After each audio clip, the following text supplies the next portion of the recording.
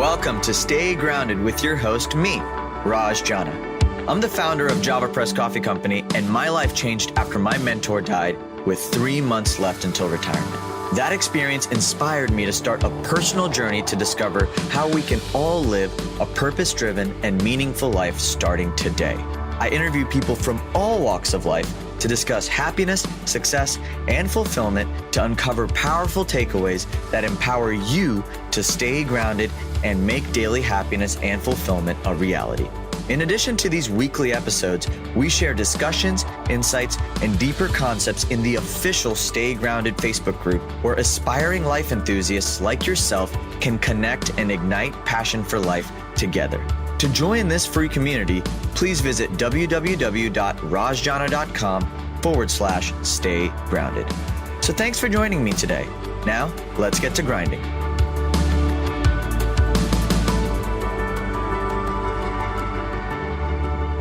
Welcome to episode 42 of the Stay Grounded podcast. I'm your host, Raj, and I'm super excited to be introducing this week's guest, Majeed Mogharreban. So Majeed has been an entrepreneur for a very long time. Before the age of 21, he owned and sold 5 successful businesses and traveled to over 24 countries.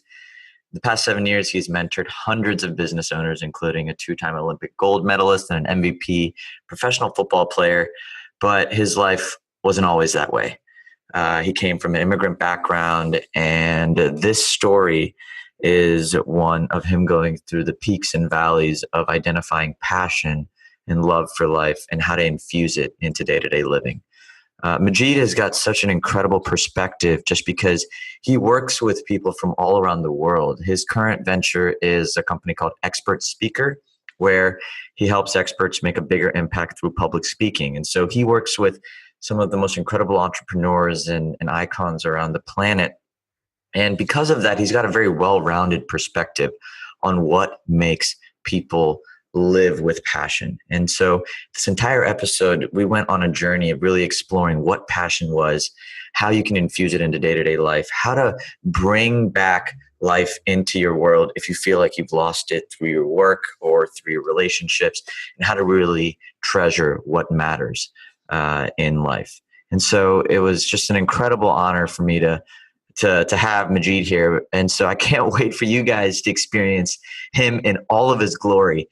But before you do, please, if you haven't already, like us, subscribe to us, rate us on iTunes, give us some feedback, let us know what you like and don't like about the show, get involved, and just enjoy this journey that we are on to infuse happiness into day-to-day moments. So without further ado, I want to introduce Mr. Majeed Magic Mogharreban.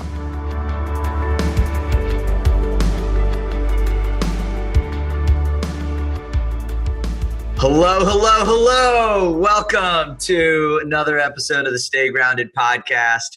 Oh man, super pumped to have my friend Majeed. How are you, my man? Hey, what's up, Raj? It's a pleasure to be here. Dude, I'm so pumped. You are a man who lives with an extraordinary zest for life. I remember first time we met in New York, you were talking about going to Italy and different parts of Europe. And I was like, what does this guy do? Where does he go? So tell me a little bit about just you traveling. Man. What have you been up to the past several weeks, months? What's going on in your world? So the life motto, Raj, I live to travel. Chose that one a while back. I love seeing new places. I love meeting new people. I love the experience. I love the challenge. So to answer your question, what I've been up to recently, just got back from Italy and France, month with my family there. And a couple months before that, we were in Spain and Portugal for 2 months, traveling, got 2 little kids and my wife, and built the business around I live to travel as the philosophy, and running a successful business and supporting people around the world while I'm doing it. It's a beautiful thing. We have this ability to do this these days. So that's what's up. I love it. Well, tell me more about this. So you have been in business for a while. I was looking at your LinkedIn and it showed that you've owned and sold 5 successful businesses before the age of 21. How did you get your start just in entrepreneurship, and why was entrepreneurship such an attractive model for you? Raj, it was a hot summer day. I was 16 years old riding my bike to the park. And whenever I go to the park, I get myself a snow cone because there's a little snow cone stand over by the park. And one day I walked up to the snow cone stand. I was about to order my cherry coconut snow cone. And I see there's a sign on the snow cone stand with 2 words that changed my life forever. The words were for sale. The business was for sale. She wanted $12,000. I got a loan from the bank. I did a business plan. I bought the business, ran the business, hired my friends, and fell in love with entrepreneurship, sold the business, traveled with the money I made. And then I'm like, I got to do that again. Started another business, sold it, traveled, started another business, sold it, traveled. And by the end of 5 businesses in 24 countries, I was like, this is great, but I don't want to have to always sell my business to be able to travel. So the question I asked myself for a while was, how do I actually travel, go to cool places, and come back with more money than I left with? And one of the answers was the business that I started 10 years ago, which was the motivational speaking, professional speaker business, because you get the company to pay for your travel, they pay for your hotel, they pay you a speaker fee, and you come home with more money than you left with. And that model has sort of evolved over the years, but that's kind of been the impetus, is that I just love doing business and traveling. How old were you when you bought that first business? 16. 16. Yeah. When you were 16, so tell me more about your just growing up. And were your parents supportive of you going into business? Were you just a rebel wanting to break out of your shell? Like what drove you? And what was your support system like? My parents were super supportive of me, but not supportive of me going into business. It's not something that they knew. It's not something that they had. My dad's like, you can do anything you want, be anything you want to be in your life, as long as it's a doctor, lawyer, or engineer. He's an immigrant father. He's like, get a big education, get that master's degree, get that PhD, get that doctor or whatever. And I'm 33 now, and I've got friends I went to high school with that I feel like they're like still in school, haven't really started being doctors yet. Like they're in like that long education. And what do they have in common? They're Indian, Chinese, immigrant parents. Like my dad's Iranian. So that said, he was actually super supportive once I made the decision to run the business. He wanted me to help me be successful. So he just didn't see the path of how does having a snow cone stand get you into Harvard? Because that was kind of like you got to get yourself into Harvard and then become a doctor. That was kind of, top line goal. But I was the only entrepreneur I knew. I didn't even know the word entrepreneur. I had a couple friends who would mow lawns and deliver newspapers to make some money. But I mean, I wanted to get a job. I wanted to have a business because I wanted to make money, which came from like a really deep sort of childhood wound. We weren't poor or broke, but money was always tight. We were like,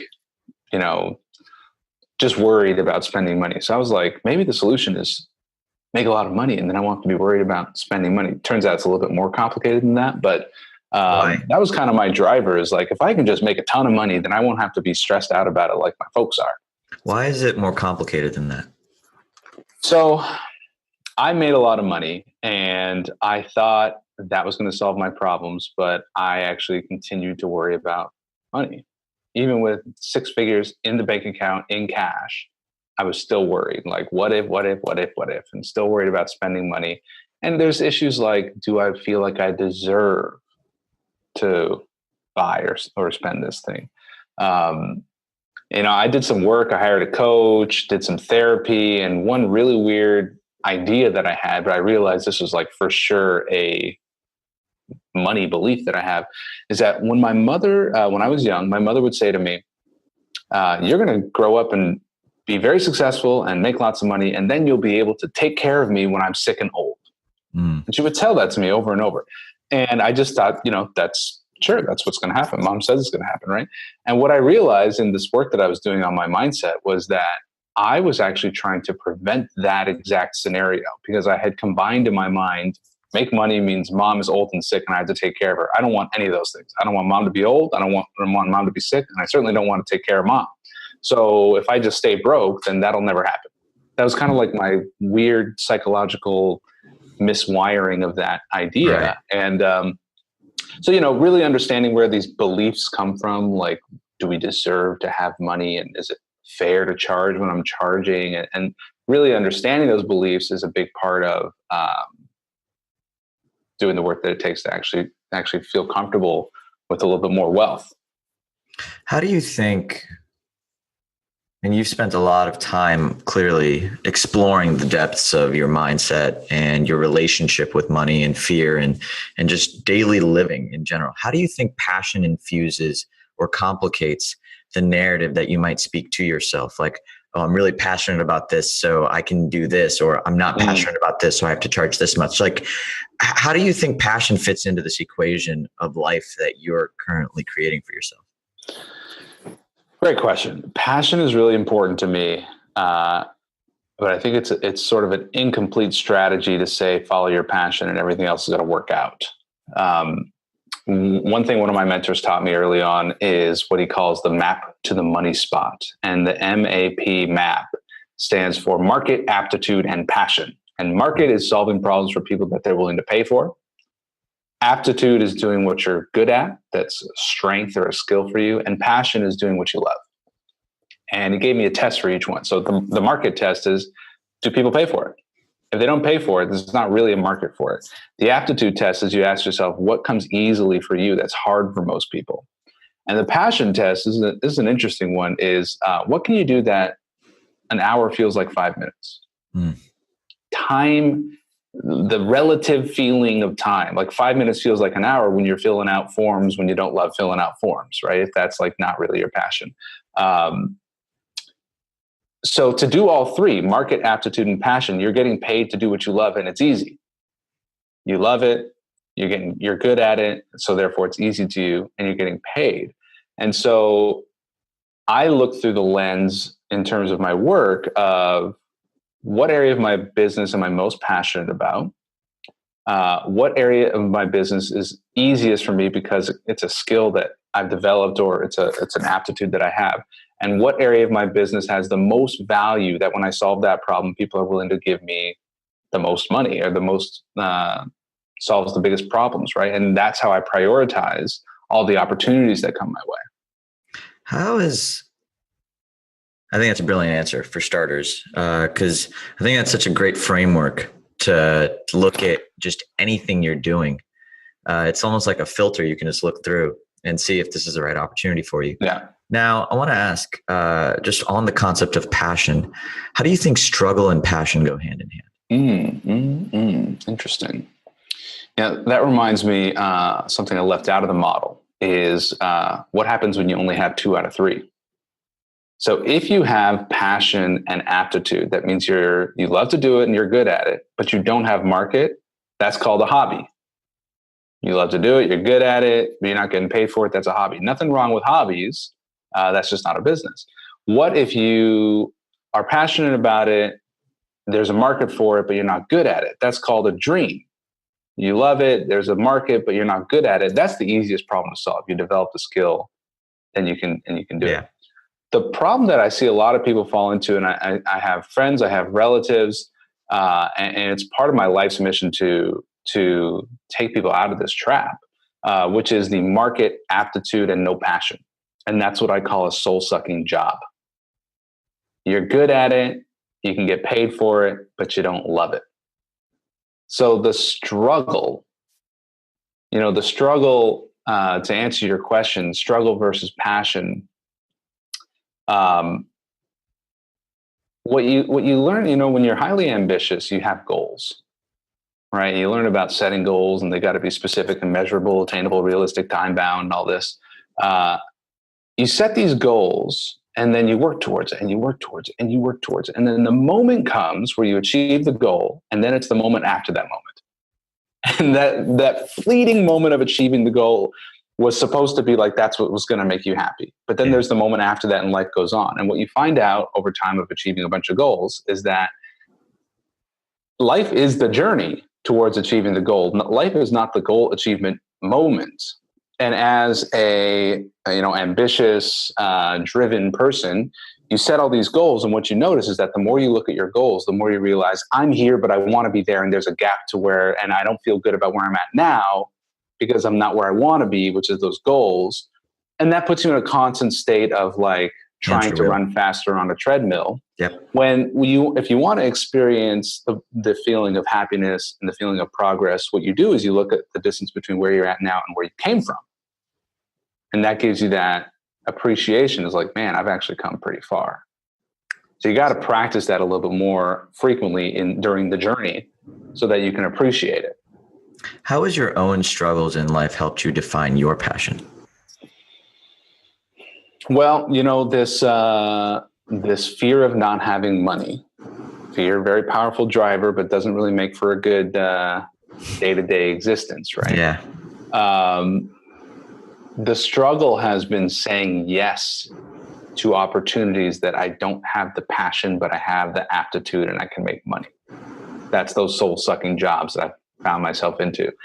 And, a lot of entrepreneurs will say, I do this and I do that and I do that, which was me for most of my career, because deep down they believe that any one of those things, they wouldn't be successful enough at it. So they got to do multiple things to keep the lights on and pay the bills and make ends work. What ends up happening, and this has been my experience for myself, is that you're just pulled in 100 different directions and you can't really be great in any one thing. And you basically need to take the leap of faith that you can, in fact, succeed at one thing and be great at one thing, and practice that great advice that's sometimes hard to follow, which is called focus. Yeah. Do you think fear and passion sharpen focus? And in what way? I guess what I'm really curious about is, because I think passion, fear, these heightened emotional states really allow us to grow and become the types of people we want to be. Like, you're either running from fear or you're being pulled by passion. Yeah.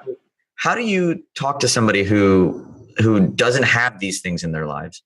And how do you help them look at whatever they're doing? Like, how do you transform the first two, which is market and aptitude, into passion? Like, how do you take something existing, like if somebody's just doing like a soul-sucking job, how do you turn that into passion? So I think the answer is connecting the work to the impact. Okay. Someone like me, I get to work one-on-one very deeply with my clients. So I really see that impact. I just got off the phone with a client who's going through an incredible struggle right now.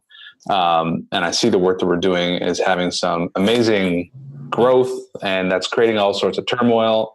But I see his life changing. He's publishing a book. He just landed a big speaking gig. He just launched a big program. So I get to see that impact. And when I go to sleep tonight, I will count my blessings as one of those is my conversation with this gentleman and the role that I played in his life. Now, I know a lot of people are several steps or several degrees removed from their impact. I live in a government town, Ottawa, Canada. It's the capital of Canada. A lot of federal government employees here.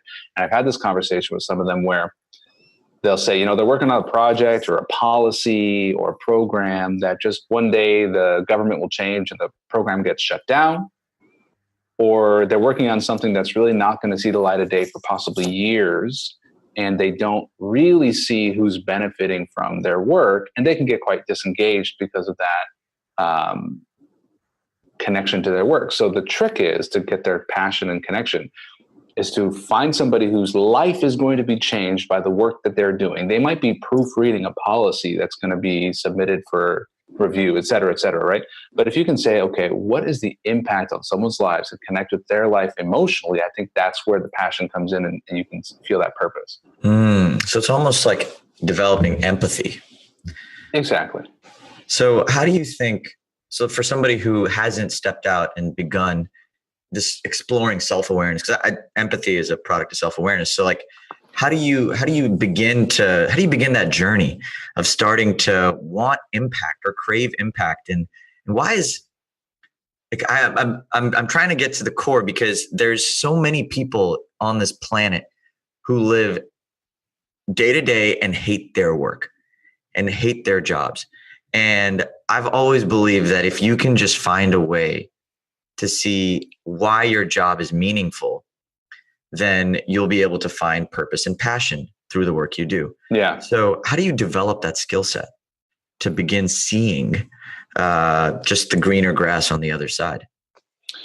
There's two things that come to mind, and one more bonus idea. So I'm going to give you three.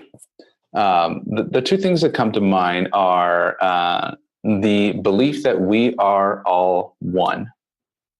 If you want to do that from a religious or spiritual perspective, or if you want to do that from a scientific, metaphysical perspective, that we're all a bunch of atoms and sort of connected in that way. Doing unto others is doing unto yourself, and that sort of thing. The lack of empathy comes from a belief that you are a self separate from the other selves, right? So I think if we believe that we're actually all one, I think it becomes easier to empathize. The second thing I think is if we take the fear of death, which is hardwired into all of us, and one of the things that we strive for, which is a sort of a strategy to avoid death, is legacy, so that you live beyond your living years. They say there's 2 times you die: one time when your body dies, and one time when your name is mentioned for the very last time. And so some people seem to have succeeded at avoiding that second death by building libraries and winning great Nobel awards, that their name is remembered for a longer period of time. Ultimately, in eternity, I suppose we'll all be dust. So if you think about legacy as a driver against the fear of death, and you say, okay, so how can I create legacy? Well, maybe I could build a building and put my name on it, but also just touching someone's life, supporting someone, serving someone, giving to someone. You can really instantly end your own internal suffering by turning your attention away from your own woes and problems, the way you think your life should be versus the way it actually is being perceived. And you turn it outwards and say, who can I serve? Who can I help? Ooh, and if your mission becomes helping other people, if you're feeling down, pick up the phone, call a friend to cheer them up. Don't pick up the phone, call a friend to complain, and have them listen to you so that they can help you wallow. But say, I'm feeling down, I want to help somebody else. It is a radical state change to be in that helping someone else. So to develop this empathy, it's, focusing on the question instead of why am I not more successful than I am now, or why is all this bad stuff happening to me? Focus the question or attention instead on who can I be helpful to right now? Dude, that's so brilliant. I love the clarity about, I guess if you're looking inward and focusing on all the things that are wrong with your life, you're pretty much just flipping it and saying, don't focus on that. Focus on what's in front of you. Yeah. Which is good. So those two ideas, one is we are all one, and two, focus on serving other people in a legacy way. Those are my two ideas. And the one bonus idea is unrelated, but it made me think of it when you said the person who is at their job and hates their job. That is a person who's not practicing radical personal responsibility. And the person who practices personal responsibility says, I am choosing to go to this job right now. Instead of using language like I have to, because I have to pay the bills, you instead choose the language I choose to, or I get to. I choose to language says, I'm in control of going to this job. I do not need to go to this job today or tomorrow. I can stay home. I can call in, say, I'm done. And then you handle the responsibility or the consequence. But I get to go to this job, the phrase I get to go to this job, no matter how bad you think the job is, saying the phrase I get to go to work right now instantly reminds you there are people who would love to switch with my position, right? And that just changes the mood of I hate this job, I'm in a job I don't like, to I am counting my blessings and feeling grateful for what I do have. It's almost like gratitude is the cure to just about anything. It's the secret to happiness, man. It is. That and coffee. That and coffee. I mean, they go hand in hand sometimes.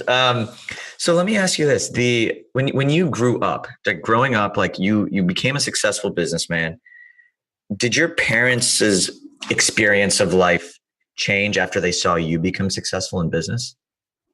That's a good question. I hope they were. Here's my kind of theory on parenting, and I'm a parent myself. I got a 2-year-old and a 4-year-old.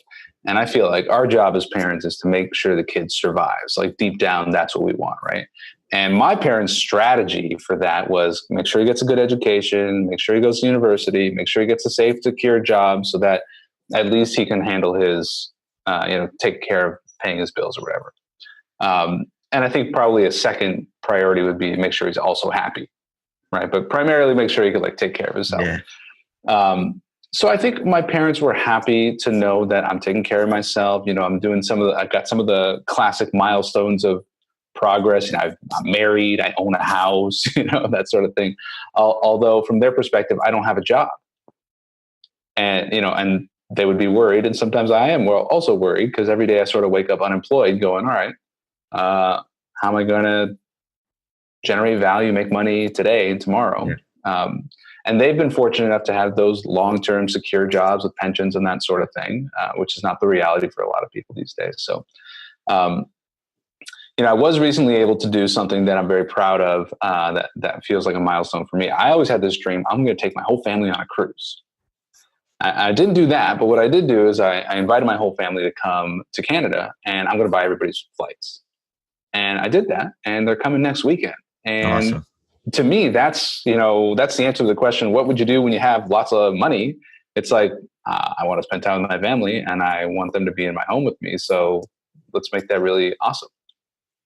When you achieve all the things that you set out to achieve as you're growing and like just through life, like, have you ever experienced like almost like an emptiness from achieving all the things you wanted to? And if you have, how did you sort of reinvigorate your passion for life after you've sort of reached the milestones that you always wanted to reach? Wow. Yeah.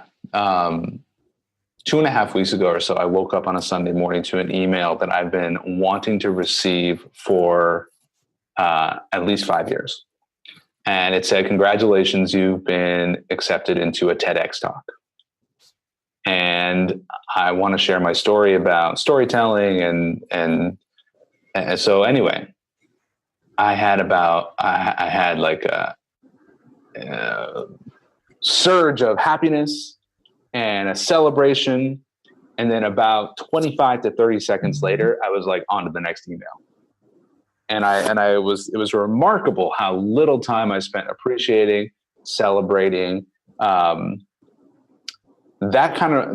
moment kind of reminded me like, okay, like a goal achieved, but I got to spend more time appreciating it. Right. So, I think the answer to your question is, I think it's important to appreciate that it's all a journey, and that the more time you spend appreciating what you do have, gratitude, what you have accomplished, the more you feel that sense of achievement, success. And for me, my legacy, my strategy to have my name carried on forever is my children. So I can measure the success of a day based on the quantity and quality of time with my kids in a lot of ways.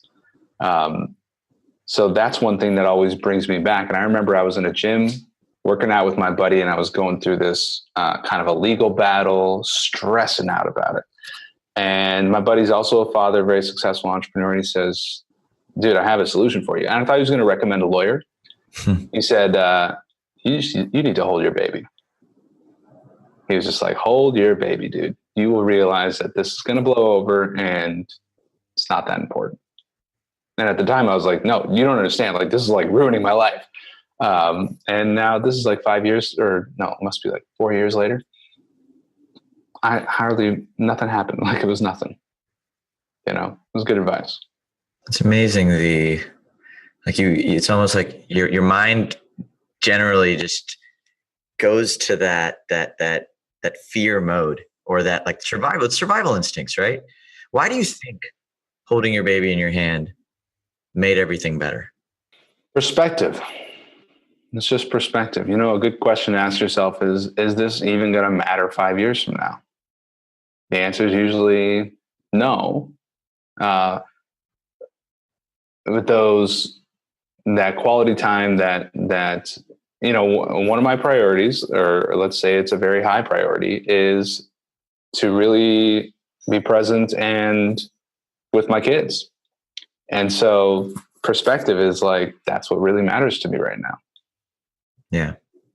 How do you balance that perspective with some of the other ambitions you have in your life? I'm not great at it. I'm not the king of balance because I'm like, I got all the goals and all the ambitions and I'm super impatient. Yeah. So it's like all these things need to happen now.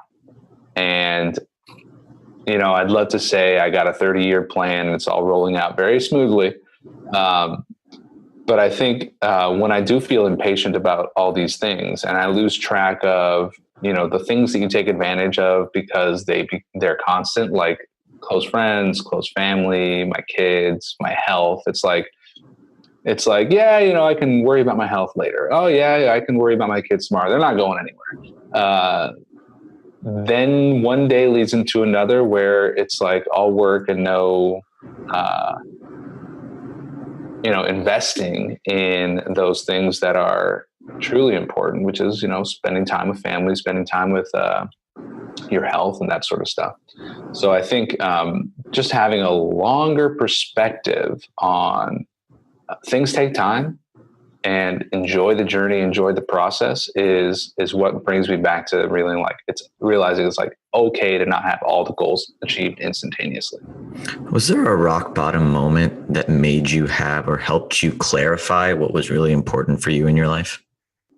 There have been points along the way in business where I've had unsatisfied clients and it is like the worst poison for me. Like my whole body goes into like just total shame and guilt and what's this going to do for my reputation and all this.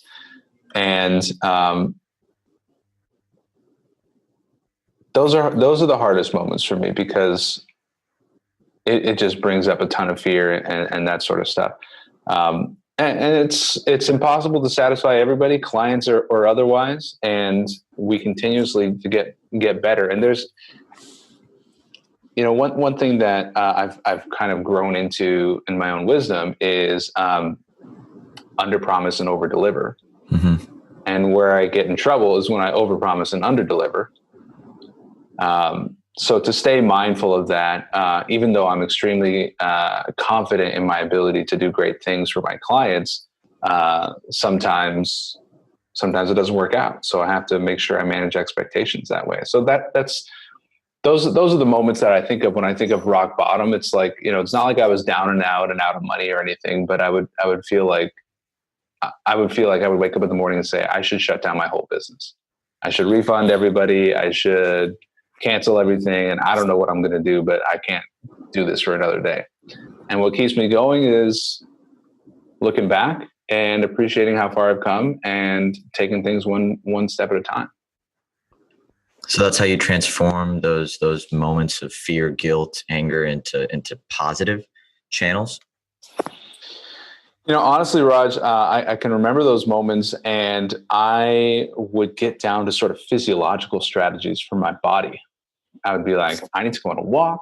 I need to breathe. I need to exercise. I need to get my body right. And unfortunately, my instinct is not to do that. My instinct is to eat junk food and stay up late and work and do a bunch of things that are not helpful for my body. So, one of the advices I spent 1.5 years unemployed when I moved to Canada. So I'm originally from the United States, met my wife traveling in Africa. She's Canadian. So I moved to Canada and I didn't have a visa for 1.5 years. So I couldn't get a job or do anything, so to speak. And I spent this 1.5 years like really struggling with purpose and meaning and all this.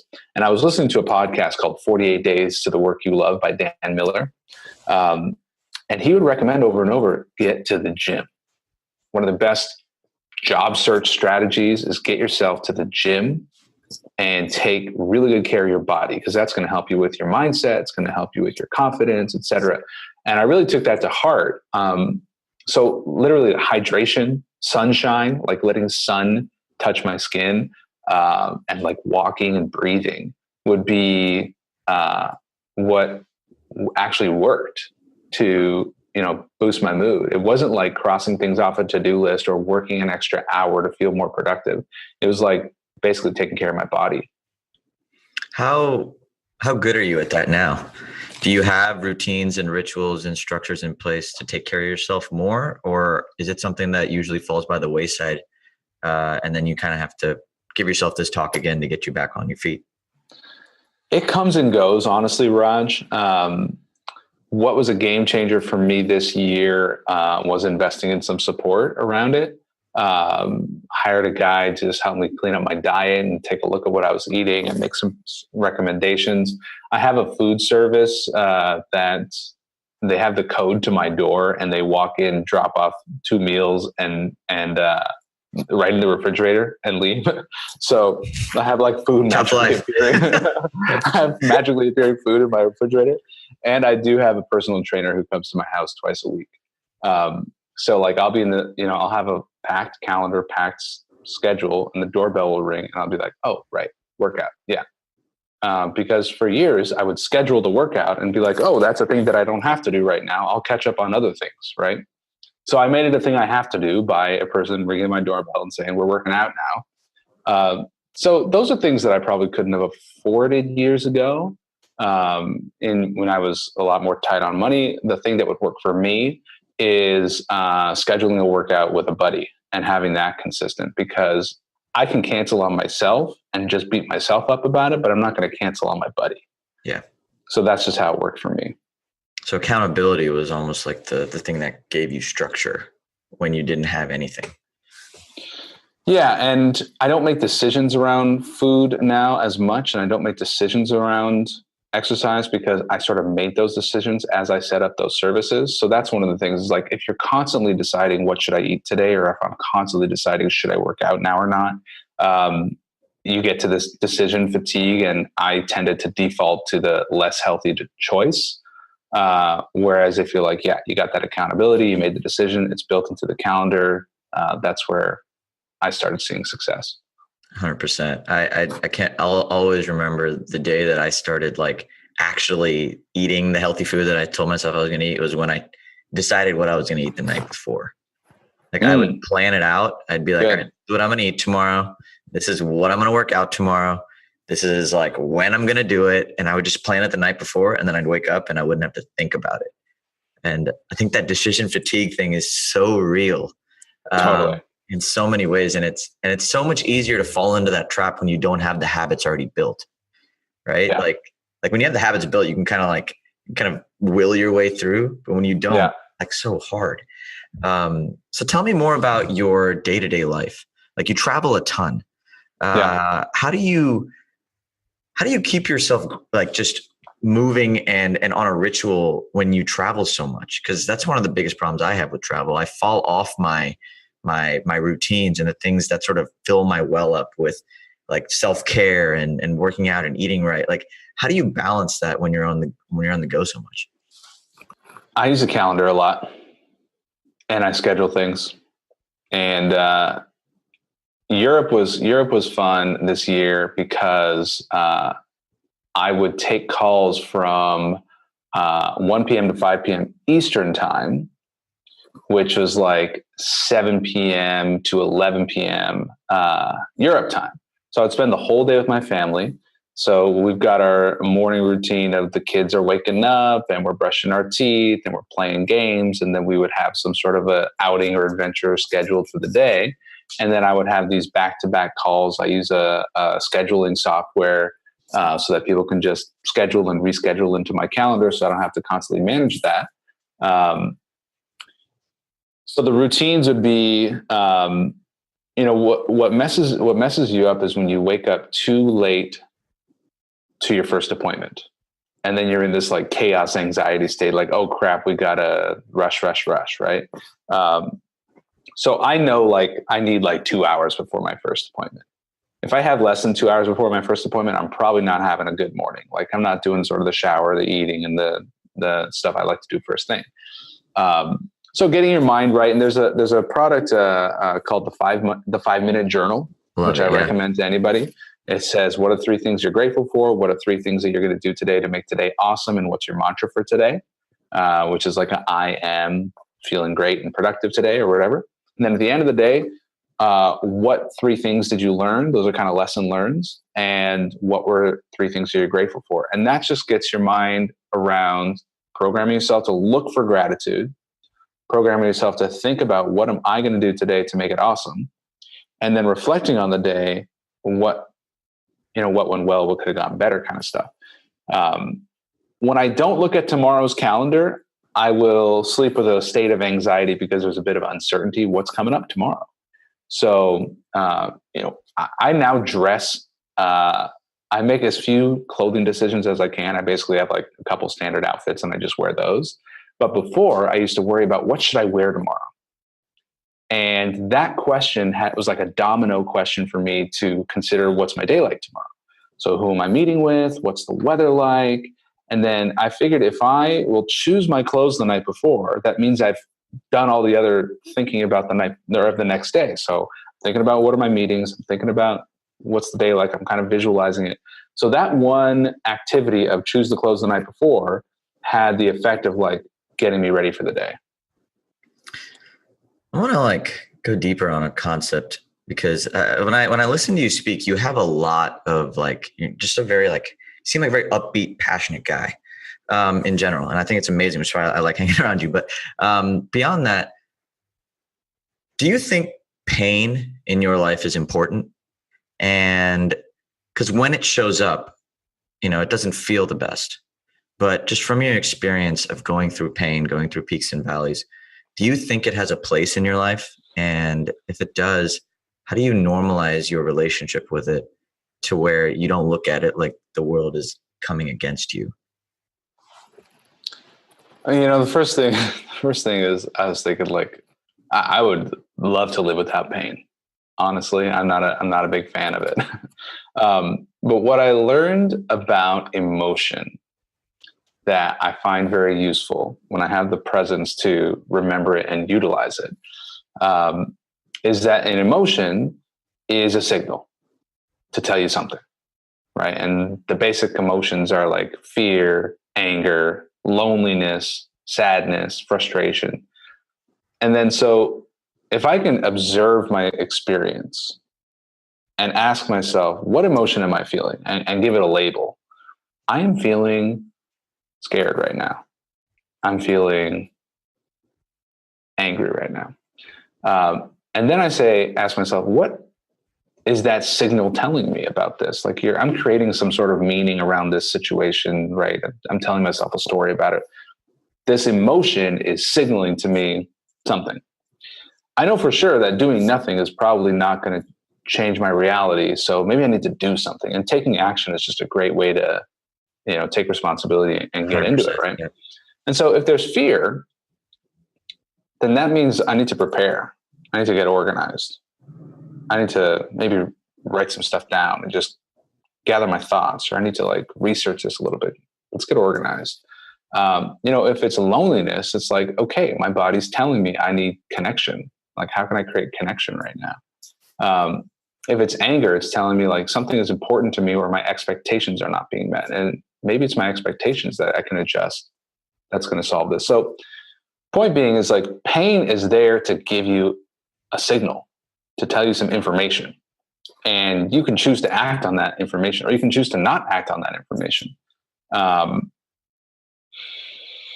And changing your state, as simple as taking a couple of deep breaths or as simple as walking around the block, those are sort of healthy examples of changing your state. Unhealthy examples would be grab a couple chocolate chip cookies or a beer or some drugs or something to change your state in other ways. Those are ways to sort of avoid the signal and often result in missing the message.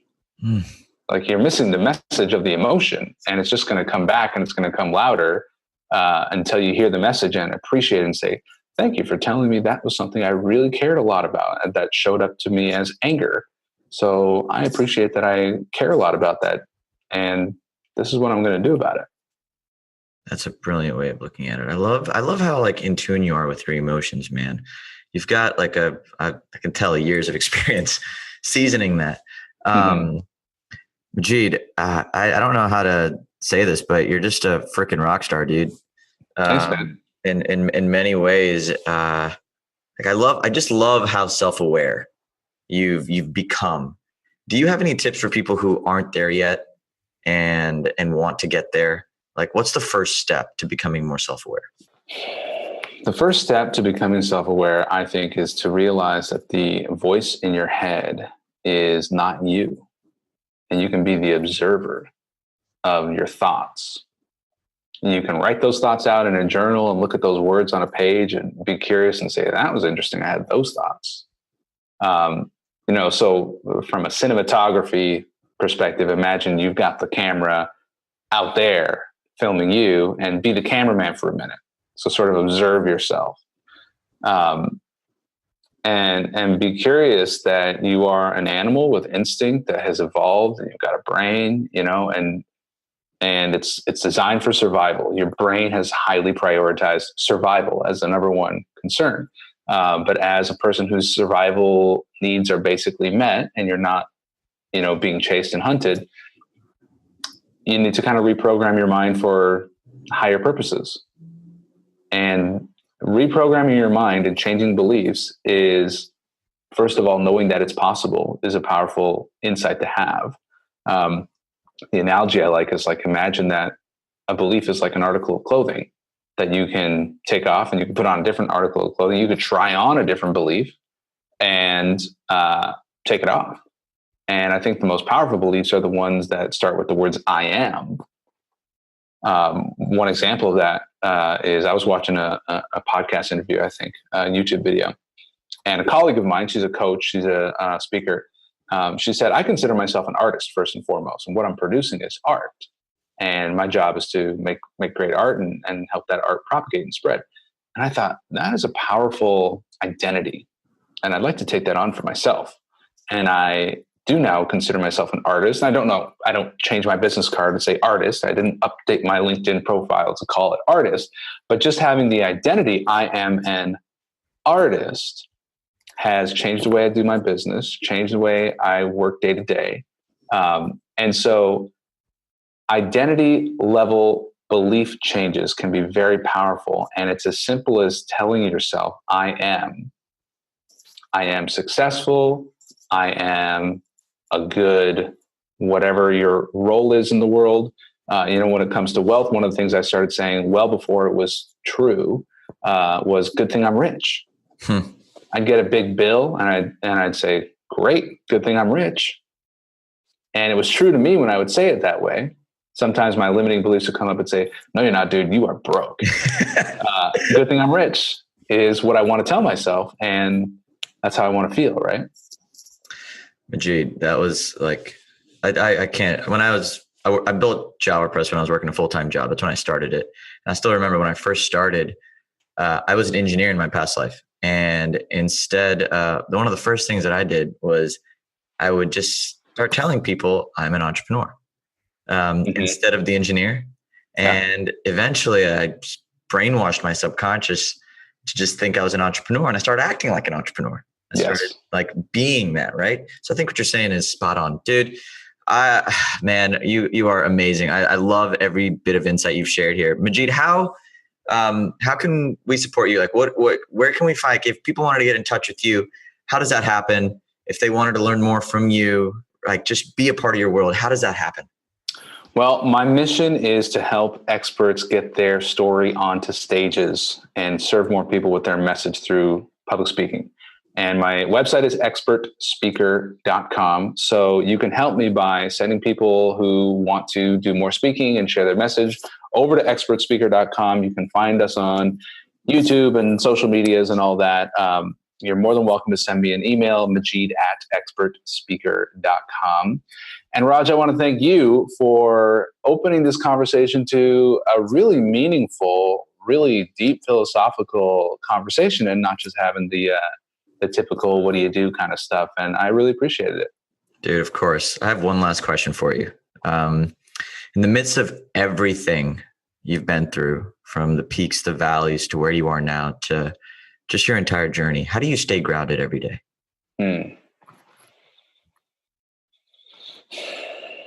It's the breath, my friend. It's the breath. When I'm losing it, It's because I'm not breathing. And I learned a little bit of the evolutionary component here is that when you're being hunted or when you're trying to sneak around and not get eaten by a tiger, you make a really shallow breath. If you can imagine like sneaking around your house late at night, not trying to wake people up, you go really shallow breath so that the predator doesn't hear you. And when you breathe deeply, you're almost telling your body there's no predator here right now. It is the fastest, easiest, cheapest, most effective way to go from stress, chaos to presence, mindfulness is like 2 or 3 deep breaths. And so I am doing that a lot throughout the day. And I'm not talking about crossing my legs and meditating for half an hour, which I do on a good day, but not always. A couple deep breaths, man. That's it. You just made me take a couple deep breaths hearing you say that. Oh, man. Majeed, super grateful to have had you here, man. Really appreciate you taking the time and sharing all these amazing insights for myself and the audience. So thank you so much. I just want to thank you again. But everybody, that is a wrap for this week's episode of the Stay Grounded podcast. I'm your friend, Raj. This is your friend, Majeed. And from us, stay grounded. We'll talk to you guys soon. Thanks for joining us today on this episode of Stay Grounded. I hope you found this interview helpful as you create your own ways to live an extraordinary life. For more resources and support, please visit www.rajjana.com/stay grounded to join the official Stay Grounded Facebook group, a place where aspiring life enthusiasts can connect and ignite passion for life together. My hope is that the positivity, content, resources, and support in this group will resonate with you on a deeper level. That what you hear in our podcast, read in our thoughtful posts, or learn in our courses will empower you to live with intention, uncover true purpose, and challenge the internal dialogues that stop you from being who you really want to be in your life. Again, thanks so much for joining us. Stay grounded.